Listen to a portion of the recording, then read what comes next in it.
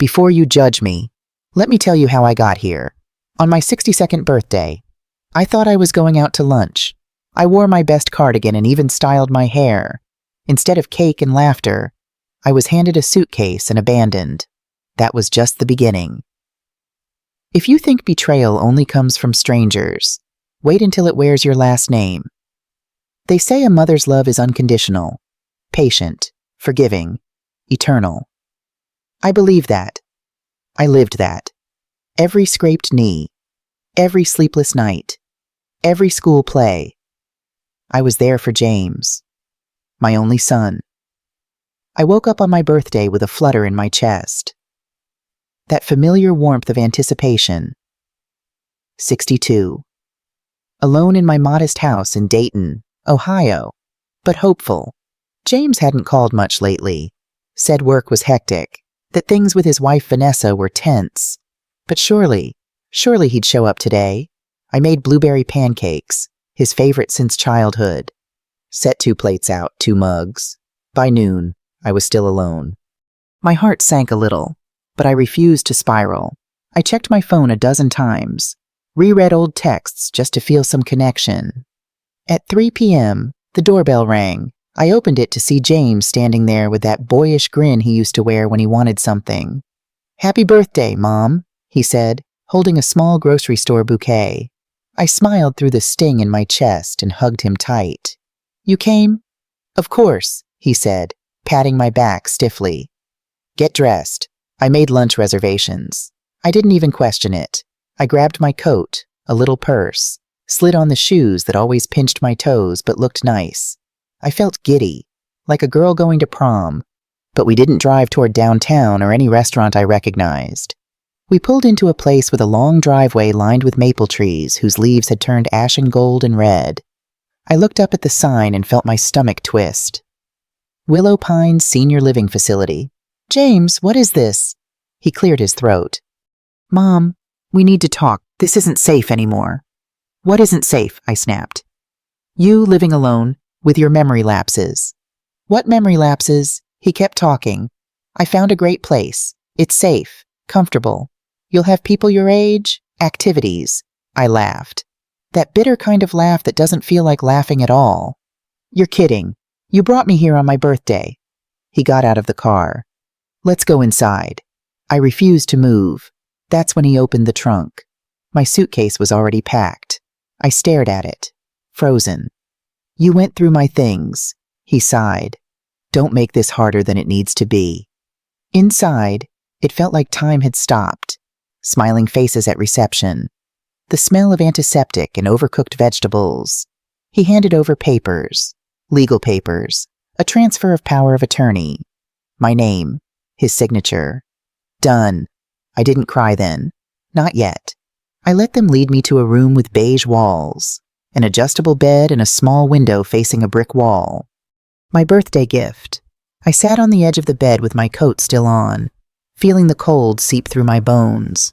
No cake, no candles, just silence. Hours passed. I finally opened the bouquet. It had wilted from the car ride. The flowers looked like I felt. That night I lay awake, listening to the quiet rustle of nurses, the distant sound of a TV somewhere down the hall. The mattress was too firm. The sheets smelled like bleach. I replayed every conversation with James over the past year, trying to see the signs I'd missed. I thought of all the times I said yes when I should have said no, the times I covered for him, loaned him money, made excuses to others. The moments I swallowed disappointment because I loved him. But that night, I stopped defending him. Something cracked inside me. Something essential. The next morning, I asked a nurse for my cell phone. She said my son had taken care of it, disabled the line, said it was too confusing for me. It was then I realized I wasn't here to be cared for. I was here to be erased. And if I didn't find a way out, they'd succeed. But I'm not as fragile as they think, not even close. I stopped eating for 2 days, not because I was trying to make a statement, but because I simply couldn't stomach the food or the truth. There's something about being treated like you're no longer useful that breaks a part of you that never fully heals. I'd raised a child, built a home, loved fiercely. And now I was just a room number in a patient chart. The nurses were kind, mostly, but kindness can feel like a form of pity when you're trapped. They called me sweetheart and Han, like I was 10 or 100. No one asked what I did before. No one asked what I loved. To them, I was just another old woman wearing slippers and forgetting things. Even if I hadn't forgotten a damn thing. My roommate, Eleanor, slept all day and snored all night. She didn't talk much, but when she did, it was about people who hadn't visited her in years. I listened because I knew the ache of absence too well. I tried to keep my mind sharp. I watched the news in the common room and did the crossword puzzles they left in the hallway. I reread a novel I'd already read twice before. But something inside me was sinking deeper, darker. Then on the fourth day, I met Melissa. She wasn't supposed to work that day. A nurse called in sick, and Melissa, young with braids pinned up under her scrub cap and kindness in her eyes, filled in. She was checking my vitals when she said, "You don't belong here." I looked at her, startled. She smiled. "Don't get me wrong. A lot of folks need help, and that's okay. But you don't seem lost." I blinked away the sudden sting in my eyes. We got to talking. She asked about James. I told her what I could without falling apart. She listened, not just nodded, really listened. Later that day, she came back with something in her hand. "This belonged to Mr. Peterson, a resident who passed last week," she whispered. "We found it tucked inside his Bible. No one claimed it." It was a lottery ticket, folded, a little yellowed, and dated 2 weeks earlier. I chuckled, dry and brittle. "And you want me to try my luck?" She winked. "Hey, the world owes you something." I didn't plan to do it. Not at first. It felt silly. But boredom and desperation are strange bedfellows. That night, I waited until the hallway was quiet. Used one of the facility's ancient desktops in the lounge and typed in the numbers. My hand froze. My eyes scanned the page again and again. 16 million. I covered my mouth with both hands. I looked around. No one was there. The silence that followed was deafening. It wasn't joy I felt. Not at all. It was fear. Pure, electric fear. If James found out, if anyone found out, I printed the confirmation, folded it small, and tucked it inside my bra. The next day, I called Melissa aside. "I need to talk to someone privately, someone legal." She didn't ask why. She just nodded. Melissa knew someone. A volunteer attorney who came by twice a month to help seniors with wills and such. I waited with my heart pounding until he arrived that Friday. His name was Daniel, young, sharp, and most importantly, discreet. We sat in the tiny break room. I slid him the lottery confirmation and whispered, "Can you help me disappear?" His eyebrows rose, but he didn't flinch. "We'll need to move fast," he said. The next hours were a blur. Paperwork, notarizations, financial transfers, a new phone, a temporary mailing address. He contacted an independent financial advisor who set up a blind trust. My name was nowhere visible. James would never see a cent. I signed a new will, leaving everything to charity, just not yet disclosed. James had already signed away my life once. I wouldn't let him do it again. Melissa hugged me on the night I left. "Don't forget us when you're free," she whispered. I didn't cry. I couldn't. I slipped away just before dawn, wearing clothes that weren't mine, carrying a duffel with only the essentials. They thought I was senile, broken, alone, but I was about to become a ghost with $16 million. Let them look for me. They'd never see me coming. The bus ride out of Ohio was long, quiet, and cold. I sat near the back, hood up, sunglasses on, clutching that duffel like it held my soul. In many ways, it did. I didn't know exactly where I was going. All I knew was that I had to get far enough that no one could find me. Not James, not his wife, not the lawyers he'd likely already called. Daniel had helped me purchase a modest house under a new trust name in rural Tennessee. Something off the grid, but livable.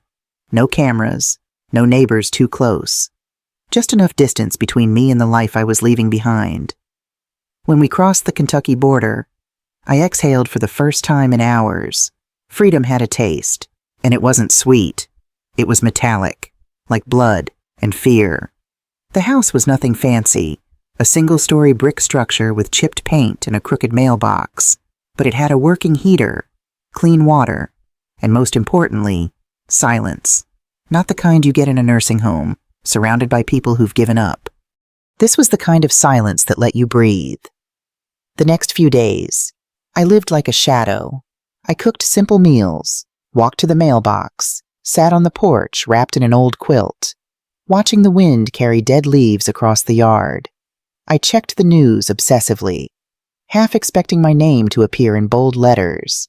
Missing woman wins $16 million. Son claims mental instability, but there was nothing. Not yet. I kept the lottery ticket in a fireproof box under the floorboard in the hallway closet. Alongside it, the new will, a burner phone, and a note addressed to whomever finds this, just in case. One morning, about a week after I left Willow Pines, the quiet shattered. A knock at the door. I froze. I hadn't told a soul where I was. I didn't even have a credit card linked to my name. My heart beat like a war drum in my chest. I tiptoed to the window and peeked. Just a delivery man. Groceries. Part of the arrangement Daniel had set up. Still, I couldn't shake the feeling. That afternoon, curiosity got the better of me. I created a fake Facebook profile and searched for James. There he was, smiling in his profile picture like the world hadn't fallen apart. In his latest post, he wrote, "If anyone has seen my mother, Sarah Campbell, please contact me or the Dayton police. She's been missing for several days. We're worried about her safety." Beneath it, hundreds of comments poured in. Prayers, condolences, people praising James for being such a good son. I laughed so hard I cried. Oh, they had no idea. None. But what truly broke me wasn't the post. It was the photo he used. It wasn't recent. It was from 5 years ago. One of the last birthdays we celebrated together. I had a sparkly party hat on and he had his arm around me. We looked happy. How easy it is to perform love in pictures. That night, I couldn't sleep. I sat in the living room staring at the fireplace. My thoughts went in circles, and the longer I sat with them, the darker they became. I remembered every time I'd given James money, every loan, every lie. I remembered how he gaslighted me subtly, but enough. He'd say things like, "You told me that already," when I hadn't, or, "You're forgetting more and more these days." I thought I was aging poorly. I thought it was my fault. It wasn't. He wanted me to doubt myself. So when he took control of my life, I wouldn't resist. Well, I was done being controlled. The next morning, I called Daniel from a burner number. "I need you to update my will again," I said. He didn't ask why. "What changes?" "I want to make it very clear. James Campbell receives absolutely nothing. Not a dollar, not a keepsake, not a memory." "Done," he said. "You're safe now, Sarah." But I wasn't. Not yet, because deep down I knew something was coming, and I needed to be ready for it. It started with a letter, plain envelope, no return address, tucked in among utility bills and junk mail. I wouldn't have noticed it if not for the paper, heavier than usual, expensive. My stomach turned the second I touched it. Inside was a single sheet, a photocopy, my signature, or what looked like it. Below it, 2 others, one from my late husband, Richard, and another from James. It was a loan document dated 12 years ago, a dubious personal loan taken out in both Richard's and my names. The bank's logo was real. So was the notary stamp, but I'd never signed that paper. Never. I sat down on the worn sofa, the letter trembling in my hands. The document had my handwriting down to the loop in the S of Sarah, but something about it was off. Too clean, too practiced. My husband would never have hidden a loan like that. And James, he never said a word. I pulled out the fireproof box, retrieved the older file folder Daniel had helped me compile, a collection of past financial documents we salvaged before I left. Inside, I found 3 more forms, all with my forged signature. A cold realization slithered through me. James had been stealing from me and Richard for years. It explained the strange tension in our final years together. The way Richard avoided certain financial topics, how we suddenly had less, how James always seemed to need money for an emergency, but drove a newer car every year. The quiet arguments at night I thought were about work, the canceled vacation plans, the bad investments. I'd blamed aging, the market, a general turn of luck. But it was James, all along. I didn't cry. Not this time. Instead, I opened my laptop and began digging deeper. Over the next 3 days, I pieced it all together. James had falsified several loan documents using Richard's social security number and mine. The amounts varied. Some had been quietly rolled into debt collections. Richard must have covered most of it before he died, taking the shame with him. But one account, still active, showed a ballooning balance of over $60,000, and it had defaulted under my name just 3 months before I was dropped at Willow Pines. I sat in the darkness of that little Tennessee living room, screen glowing in front of me, hands clenched so tight my knuckles ached. This wasn't just betrayal. This was theft, fraud, criminal. I reached out to Daniel again. "I have new information," I told him. "Forged documents, loans. James did it." "I believe you," he said calmly. "Do you want to press charges?" "Not yet. I wasn't ready. Not because I had doubts. No, those were gone. I wasn't ready because I wanted him to feel the fear first, the silence, the not knowing. I wanted him to wonder if I knew. Because the truth was, I wasn't hiding anymore. I was hunting. I began gathering every document I could, every account tied to my name, every old email, every financial notice James once sent on my behalf. I even contacted the old bank we used and requested records under a legal pretext Daniel helped me draft. Piece by piece, the puzzle formed, and what it revealed made my blood run cold. James had taken out a high-interest loan against the small business I once co-founded with Richard back in the 80s, a catering venture we ran from our garage in those early years. He used that LLC, still technically active, to secure a $150,000 line of credit. He signed it using Richard's name, 2 years after Richard had died. That wasn't just a moral failing. That was federal fraud. I saved everything to an encrypted folder, backed it up, and printed a copy to store in the box beneath the floorboards. I wasn't sure how long I had because if James was as desperate as I suspected, and if he had even the slightest clue that I had vanished with millions, he'd be coming for me soon. Have you ever looked at someone you loved your entire life and realized you never truly knew them? That's what it felt like, scrolling through pages of documents that tied my son to a trail of deceit so long and tangled it made my stomach churn. The man I once rocked to sleep in my arms had grown into a stranger. And not just any stranger, a dangerous one. By now, I had confirmed everything. James had forged my signature, lied to banks, manipulated my late husband into covering for him. And worst of all, he had done it all behind the mask of a devoted son. But the darkest truth came through a simple search buried in a public database.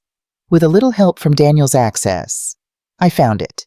James Campbell, currently under federal investigation for fraudulent tax filings, embezzlement, and identity misuse. Identity misuse. That one hit hardest. I clicked on the case file, trembling. The details were mostly redacted, but the accusations were clear. James had been creating false identities, inflating incomes, falsifying deductions, and submitting returns to siphon money through refunds. Some of those identities were deceased. Some were elderly. Some were real people, including me. The IRS had flagged several returns filed in my name over the past 3 years. I had no idea. I stared at the screen, my mind in a spiral. Had he planned to take my money from the beginning? Was this the reason he was so quick to shove me into a facility and shut down my phone? It wasn't concern. It was containment. He wanted to keep me silent, disoriented, and out of the way.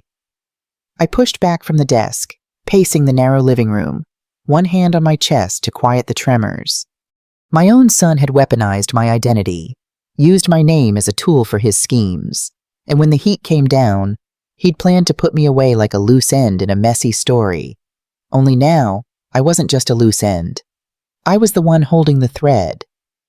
I didn't call the police. Not yet. Instead, I started documenting everything. Every lie, every loan, every forged line on a piece of paper. I printed them, filed them in manila folders, labeled them with dates. I began recording audio notes, not because I was scared of forgetting, but because I wanted my voice to be the last one in the room if anything happened to me. Then I made a choice. I mailed a copy of the entire file anonymously to the Department of Justice, not to make a statement, not yet, but to plant a seed. They'd have the evidence. If something ever happened to me, they'd know where to look. Still, I couldn't stop the feeling that he knew. I started noticing cars parked longer than usual near the house. Once a man knocked on the door, claiming he was doing a survey of the neighborhood.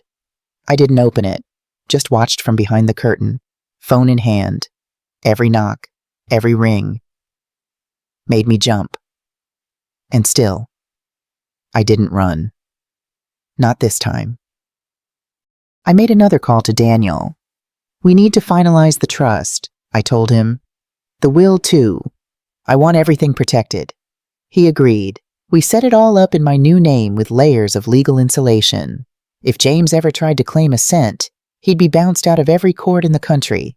But as much as I tried to shield myself with paper and strategy, the emotional blow hit in the quietest moments. I'd sit at night and remember James as a boy, his laugh, his scraped knees, the way he used to fall asleep on my chest. I'd remember the teenage years when things got harder. But I never gave up on him. The college calls, the sudden silences, the growing distance. How did I miss it? How long had he been slipping away while I kept holding on? Maybe that's the worst kind of betrayal, the one you watch unfold in slow motion, always hoping it's something else. But now I knew, and I wasn't going to let him rewrite the end of my story, because for the first time in my life, I held the pen. The letter came in a plain white envelope, no return address. But the moment I saw the handwriting, I knew James had always written in sharp, slanted strokes, as if even his pen couldn't wait to be done with whatever he was doing. Inside was a single sentence. I know what you did, and this isn't over. I read it twice, 3 times. Then I laughed, not out of amusement, but because it was the exact kind of arrogance I expected from him. No, I miss you. No, where are you? Just a warning or a threat. I folded the letter neatly and slid it into my growing folder of evidence. By now, I'd been gone almost 3 weeks. James had launched what looked like a public campaign of concern, begging for information, giving interviews to local news stations, playing the role of the heartbroken son, searching for his confused and vulnerable mother. It would have been comical if it weren't so chilling. And then, just as I feared, he made his move. A letter arrived from the county courthouse in Dayton, official, certified. I signed for it with trembling hands and sat down to open it at the kitchen table. He had filed a petition to have me declared mentally incapacitated. I couldn't breathe.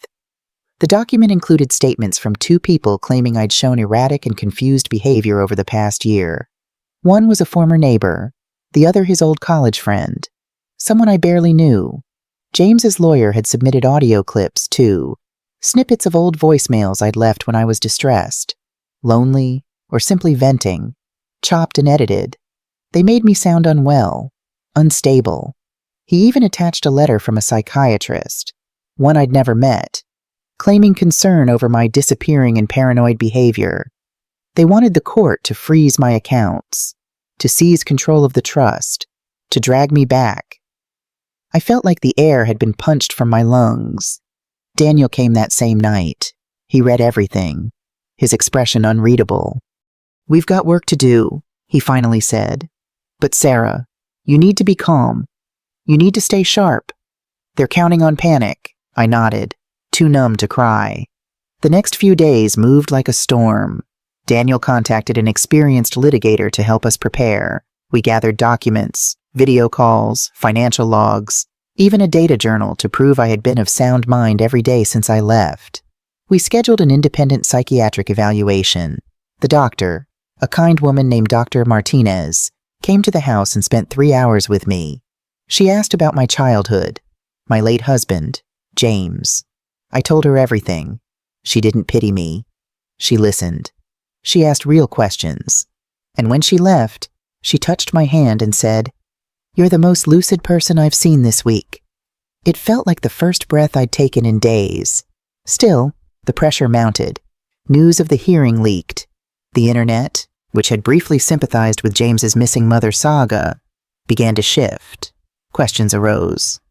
Why hadn't I contacted anyone? Was I unstable? Was someone else pulling the strings? The media loves a mystery, and James knew how to feed them one. But I wasn't afraid anymore because now I had more than just proof. I had purpose. In the quiet of my small home, I began preparing a video statement. I didn't publish it yet, but I wanted to be ready just in case they silenced me. I looked into the camera and said, "My name is Sarah Campbell. I am of sound mind, and I was betrayed by the person I trusted most. I didn't cry. I didn't scream. I just told the truth because I knew what was coming. And this time, I wouldn't be the one on trial." The courthouse in Dayton hadn't changed since the last time I'd passed through it years ago, when I paid a parking ticket and sat in a room full of people hoping to forget their mistakes. Back then I was a wife, a mother, someone who believed in giving people second chances. Now I was the accused. Daniel had advised me to dress simple but strong, something that said, "I'm not here to beg, I'm here to be heard." I wore a navy blue coat with silver buttons, my husband's old watch, and a pair of sensible heels that clicked defiantly with each step through the courthouse halls. James was already seated at the front of the courtroom when I arrived. He stood as I entered, like a perfect performance. A mask of concern draped over his face. He even offered a smile, the kind that strangers would interpret as warmth. But I saw it for what it was. He was here to bury me. The judge, an older man with tired eyes, introduced the case. In the matter of Sarah Campbell's mental competency, the words hung in the air like smoke. James's attorney went first, a tall man with a polished voice and too much confidence. He laid it out like a script. Sarah had gone missing. Sarah was behaving erratically. Sarah was possibly being manipulated. Sarah was a danger to herself and her finances. He introduced the psychiatrist's letter, the one from the doctor I'd never met, and presented those audio clips of me, edited and spliced like a horror reel. I listened to myself sound scattered, desperate, even unstable, taken completely out of context. I saw the judge's eyebrows rise, my hands clenched around the armrest. Then James spoke. "Your Honor," he said, voice trembling just the right amount. "I love my mother. I really do. This is the hardest thing I've ever done. But I believe she's being taken advantage of. She's not herself. She's lost." That's when I stood. "My turn, Your Honor." The judge nodded. I walked slowly to the stand, pausing just enough to let the weight of my presence settle. Then I spoke. "My name is Sarah Campbell. I am 62 years old. I am not mentally impaired. I am not lost. And I am not anyone's victim." I opened my folder methodically, carefully, and handed a copy of Dr. Martinez's full psychiatric report to the judge, signed, dated, and certified. The verdict completely sound mind. No indicators of cognitive decline, emotionally stable. I watched the attorney's shoulders tense. James's face twitched. Then I continued. "I have here," I said, lifting a second folder, "a log of every phone call I made the week before I left, receipts for the transfer of funds to a legal trust, medical records, clean, and a signed affidavit from the attorney who helped me exit the facility, stating I was lucid, logical, and in full control of my decisions." I paused. "And I also have something else, but I won't be presenting that today. Not unless I need to." I didn't show the file, the one with every fraudulent signature, every stolen loan, every manipulated tax document James ever touched. That was my ace. Instead, I turned to the judge. He put me in a facility without my consent, took my phone, took my freedom, and now he wants to take what little I have left. My voice, my independence, my dignity. Don't let him. The courtroom was still. Daniel sat beside me, silent but steady. His eyes met mine, proud but not surprised. The judge leaned back, thumb tapping the file. I need time to review all documents and the medical evaluation. The court will reconvene in 2 weeks. 2 weeks? James turned toward me as the session ended. He tried to catch my eye, but I didn't give him the satisfaction. He left the courtroom with clenched fists and a jaw set tight. His mask was cracking, and I walked out with my head high. The war wasn't over, but for the first time, I knew I could win it. 2 weeks. That's how long the judge gave us. But James didn't waste a single day. Within hours of leaving the courthouse, he doubled down on his public campaign. The local news ran a new segment, Missing Mother Reappears in Court, Son Fears Exploitation. James spoke directly to the camera, eyes moist, voice shaking just enough. I just want to make sure my mother is safe, he said. She's been through a lot. She's not thinking clearly. And I'm afraid there are people around her with bad intentions. I watched the broadcast from my living room, arms folded, jaw tight. There were no bad people around me. Just me. Just Sarah Campbell, the woman who raised him, who sacrificed, who forgave more than any mother should. And he had the audacity to paint me as a puppet. That was the moment I knew. The silent war I had declared in my heart was no longer enough. I needed to act. I called Daniel and asked him to come by. When he arrived, I handed him the sealed envelope with every document I had collected, the fraudulent loans, the forged signatures, the tax returns James had filed under my name. Send it, I said. Not to the court, to the Department of Justice anonymously. He opened the envelope, flipped through the pages, and nodded. This will get their attention. I'm counting on it. But I wasn't done. That night, using one of my new aliases and a fresh online account, I made a sizable donation, $5 million to a national nonprofit organization that protects elderly individuals from financial abuse. No name attached, just the transfer. Within a week, they launched a campaign using my case as a symbol. They didn't name me, but the timing was too perfect. People started whispering, sharing, questioning. How does a mother vanish, then reappear with money, but her own son tries to lock her away? Comments flooded social media. Something's off with the son. Let her speak. Why hasn't anyone asked her side? I don't trust him. James's carefully constructed image began to wobble. Then a break I hadn't expected. A journalist from a major newspaper reached out to Daniel. She wanted to hear my side of the story. She promised discretion. No names, no photos, just truth. I agreed. We met at a quiet cafe 2 towns over. I wore sunglasses and a hat. We sat in the corner booth. She hit record and let me talk. I told her about the facility, about being dropped there without warning, about James taking my phone, my accounts, my dignity. I didn't mention the lottery. Not yet. When she asked about the court case, I simply said, "He's trying to take control of my life." Again. The story ran 2 days later, Mother or Millionaire, The Silencing of Sarah C. It didn't take long for the dots to connect. People online began speculating. Was the missing mother actually the anonymous donor? Was this why her son wanted her, declared incompetent? More whispers, more doubts. And still, I remained quiet, because James's downfall wouldn't come from an accusation, it would come from a reckoning. 2 days before the court reconvened, Daniel received a call. It was from the Department of Justice. They had received our anonymous file and they were opening a case.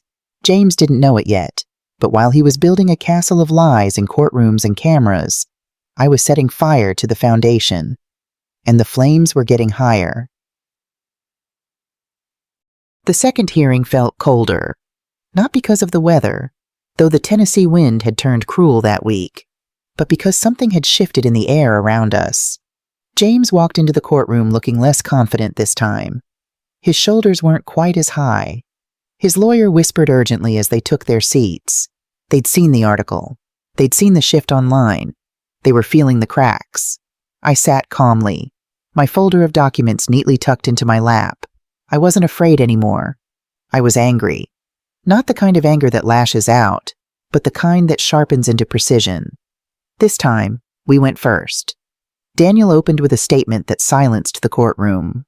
"Your Honor," he began, "since the last hearing, we've completed a full independent psychiatric evaluation, submitted detailed financial logs proving Mrs. Campbell's independence and coherence, and have discovered through legitimate public records that the petitioner, Mr. James Campbell, is currently under federal investigation for multiple financial crimes, including identity misuse and tax fraud." He handed the judge a copy of the public case docket. James's attorney stood up immediately, protesting. "That investigation has no bearing on—" The judge held up a hand. "Sit down." The courtroom held its breath. Then came the real blow. Dr. Martinez, my independent evaluator, took the stand, calm, intelligent, direct. She confirmed that I was not only mentally competent, but emotionally sound, and fully aware of my decisions, including my choice to leave the nursing home. "She's not only clear," Dr. Martinez said. "She's deliberate, thoughtful. There is no medical basis for any declaration of incompetence."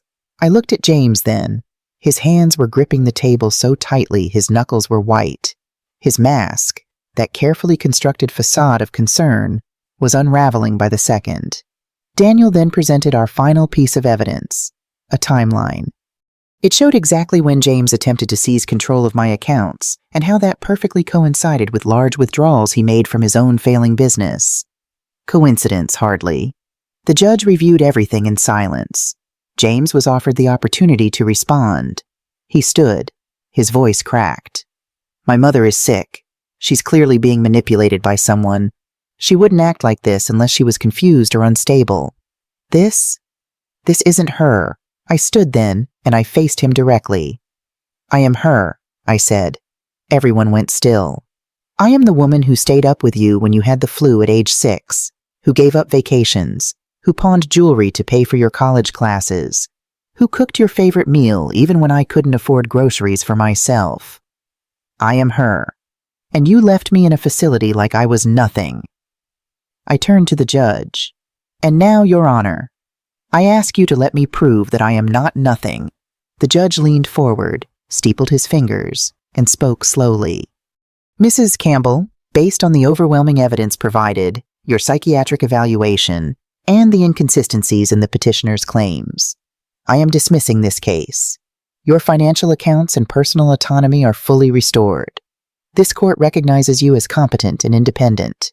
I didn't cry, but my hands trembled slightly as I picked up my papers and walked out of the courtroom. James didn't say a word as I passed. His eyes were wild, not with anger, with fear. He knew it was over, at least this part. But what he didn't know was that while he'd spent weeks trying to prove I was unstable, I'd been building something far more powerful than a defense, a legacy, and I wasn't done yet. The phone call came just after midnight. Daniel's voice was tense, but steady. "It happened. The DOJ opened formal proceedings. James's name is on the docket." I didn't speak. I just sat there in the dark, staring out at the wind shifting the trees beyond my window. A part of me had been waiting for this moment, but now that it had come, it didn't feel victorious. It felt inevitable. The next morning, the world caught up. The media swarmed first. James Campbell, son of recently spotlighted elder abuse case under federal investigation. My name wasn't mentioned, not directly, but the dots were too close not to connect. People remembered the missing mother, the court battle, the anonymous donor, the frail woman who disappeared but stood strong in court weeks later. Now their perfect son was unraveling, and they wanted to hear from me. I stayed quiet for 2 days. Turned off the TV, ignored the phone. I cooked myself breakfast, watched the birds peck at the frostbitten yard, sat with a pen in hand, and wrote letters I never intended to send. But silence wasn't justice. It was time. I reached out to Rebecca Palmer, The journalist who had met me in secret weeks earlier. I told her I was ready to speak, this time on camera. No aliases, no more shadows. We scheduled the interview for the following Friday. National news, full feature. She asked if I was sure. I've never been more sure, I said.